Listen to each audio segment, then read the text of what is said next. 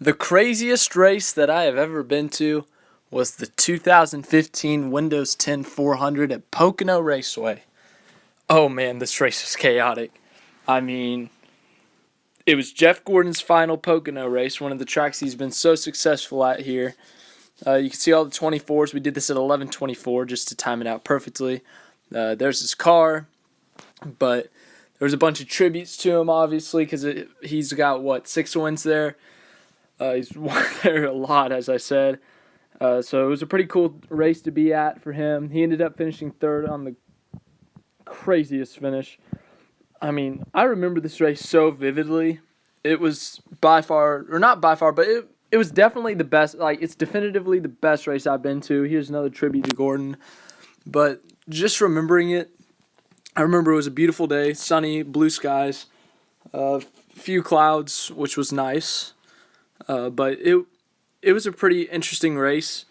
You had the beginning of the race, which there was a crash on lap 4. Casey Kane crashed onto pit road. And after that, it didn't stop. Harvick blew an engine on lap 10 or something. There were more spins. Dale Earnhardt Jr. spun out. Kurt Busch spun out. Sam Hornish nailed him. There was Clint Boyer said something on the radio like, man, let's have a green flag run for once. It was absolutely chaotic. Just wrecks, spins, everything was going on in this race. And I'm like, dang, this is a lot of stuff going on. We're going to set a new NASCAR record for most cautions because it was 9 cautions in the first 60 laps or something. It was absolutely crazy. Just chaos everywhere. I didn't know what to say. I didn't know what to do. It was just really fun to watch, though, because you didn't know what was going to happen next. Then the second half of the race, nothing happened. It was a bunch of green flag runs. Gordon, I was paying closely attention to him. He was not having a good day. He was running 13th to 18th the whole race. They had a rough weekend. He started 10th, I believe, 10th or 8th, but he slid back. He did not run great in that race. He struggled throughout the race. There were guys that led. Logano led a lot of laps. Who else led that race? Let me think. Kyle Busch led some laps. This was the year when he had to get in on points and have those wins. He got the win already. If he did better in this race, he would have made it in on points, into 30th in points by this race. But due to situations, which you'll hear about later, he did not do that. But, yeah, going through this real quick. Trying to find the finishing results. But, yeah, it was a pretty chaotic race. The end was something I will never forget. So, 10 laps to go. They had all pitted with about 30-ish to go with the race. And so, I don't know how to say this, but it came down to fuel mileage. So everyone's stretching their fuel. Everyone's trying to stay conservative. And when you're in the stands, you know that guys are running out of fuel, but you don't know the positioning. All you have is a Videotron, and you have your little scanner that you have, right? And so I had no idea whatsoever what was going on in this race. I had no idea I knew who was winning because there were 2 guys that were winning. And I just had no idea where everyone else was. But I remember Logano runs out of fuel with 3 to go, I believe. Truex runs out with 3 to go. He was running 3rd at the time. He had won the spring race. Kyle Busch is stretching hardcore. There's multiple guys running out. Carl Edwards ran out of fuel. Denny Hamlin ends up running out of fuel. I think Keselowski finished second, but he is running out of fuel, so he crosses the line. I mean, there are guys running. You look around the track, and there are cars going super slow, but then you got guys like Jeff Gordon, who they pitted super late so that they won't have to worry about this, and Gordon's flying by people. He looks like he's the best car on the track. There are guys saving fuel. He's just flying by them. He's trying to catch up. He's up to 10th at one point. I was like, man, he's going to get a top 10 out of this fuel craziness. But just the chaos of guys running out of fuel, it was hard to keep up with, but it was so fun to watch. You didn't know who was going to win the race. You didn't know where anyone was going to finish.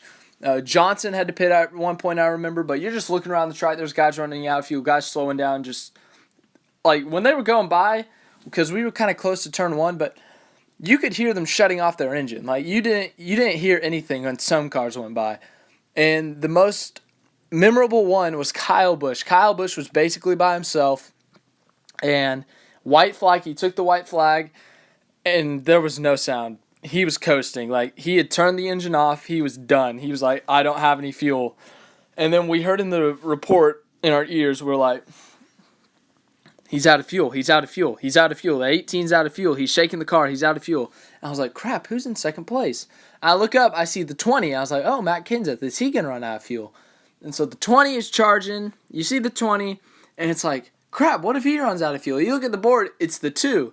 And at this point, I'm young and immature, and I still hate Brad Keselowski for 2014 Texas. I'll make another video about that later this week. Or it's already been pre-made because these are pre-made videos. But so I'm furious. I'm like, if Keselowski wins this race, I'm going to be so pissed off. I'm just so mad. Busch runs out of fuel. Kenseth wins. Keselowski's second. And we're looking at the leaderboard. It's shuffling up, and it says third. The 24 car. And I start, like, laughing so hard. I'm screaming. I'm going crazy. I'm like, how did he finish third? He was so bad the whole day. How did he get third?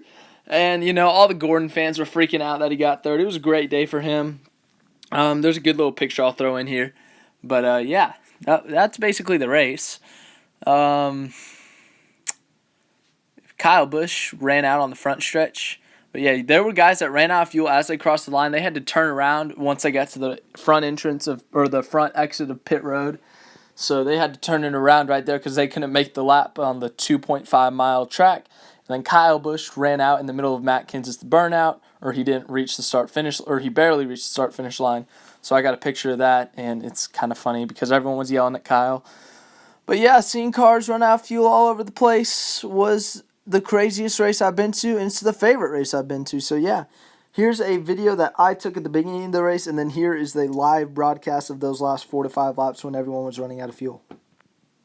Official partner of NASCAR. If it's good enough for NASCAR, it's good enough for your car. American-made, American-grown, powering NASCAR. Up front, working back toward the start-finish line, it is Kyle Busch and Kevin Harvick. And for the start here this afternoon, the Motor Racing Network, Joe Moore. Everybody is broken up on their feet, waiting for the start, and here it comes. The American Ethanol green flag is in the air, and it's Kyle Busch on the outside lane.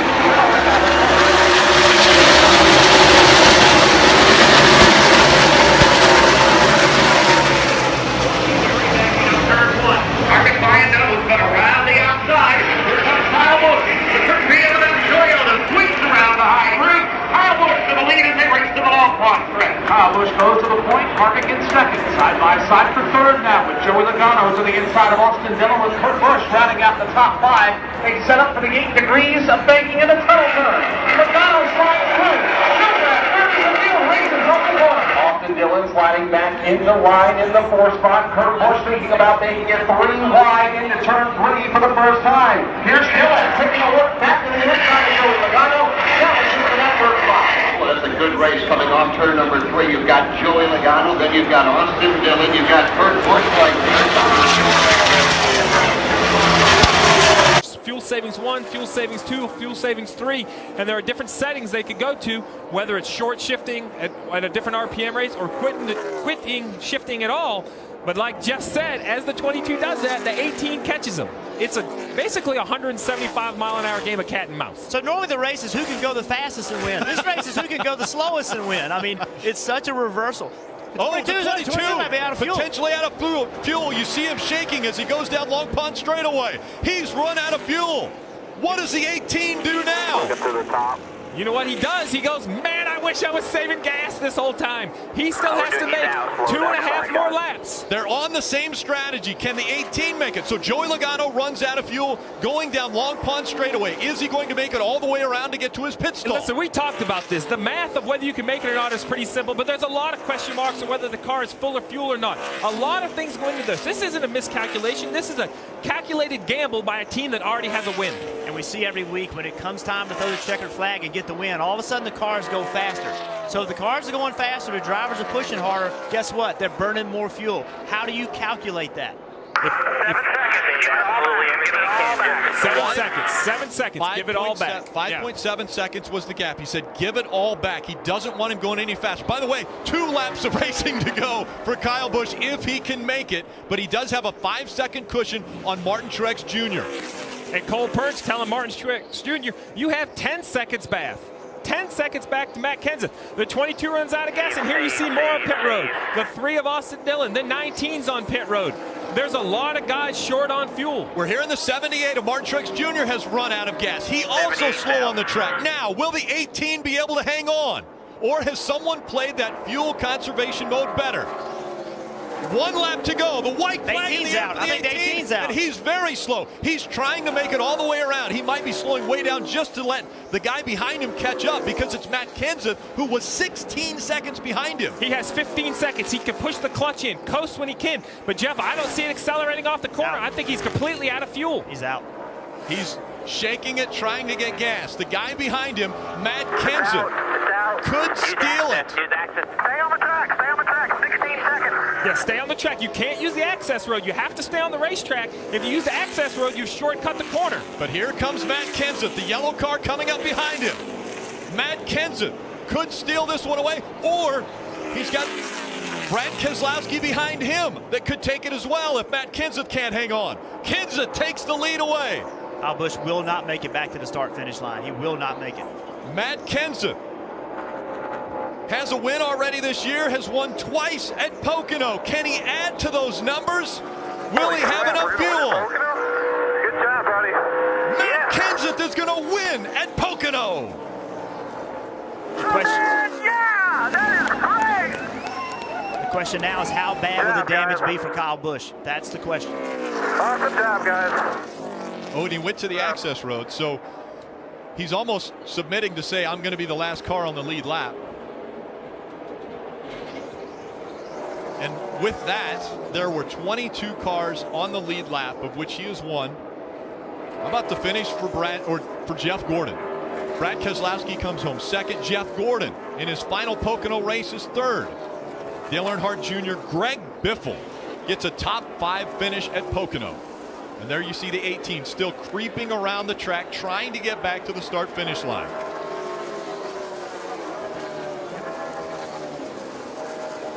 He can't be assisted either. Another car cannot come up behind him and push him, and it doesn't look like he's going to make it. You resort to. If you got to wear the starter out. Yeah, I was going to say you resort finish to the starter. Sure, yeah, he's already been using the starter trying to get himself pushed around there. He just can't. He had so far to go. I just don't think there's any way it'll ever get there. When we talk about pit strategies and fuel strategies, it's not always clear who's going to be the winner. A lot can happen at 2.5 miles. Matt Kenseth doing donuts on the front stretch. Joe Gibbs racing again. It wasn't Kyle Busch. This time it's Matt Kenseth. Kelly. And Jason Ratcliffe sits atop the box here for Matt Kenseth. What were you thinking as you see everyone else around you run out of fuel, including your teammate, Kyle Busch? Well, you know, with 20 to go, I knew we were a little short, and Matt started saving. I thought those guys in front of us could make it, actually. So when they started running out, I'm like, oh, man, what do we do? Do we push harder, or do we just keep saving and try to get back? And Matt did a fantastic job of maintaining his track position and saving fuel there. This has not been one of our better tracks, so to come home with a victory here is a dream come true. It's a great racetrack and a great day for us. Second win of the season for the 20 car, Rick. And we saw the 18 crawl across the start-finish line. And I'll let you know that drops him out of the top 30 in the points. Well, that concludes this video. Thank you for watching. I hope you have a great day. Hope you enjoyed this video. We'll have more videos coming out this week. And obviously no race recap because I'm not here and these are pre-made. But to whoever won the race, congrats. Yeah. Have a great day.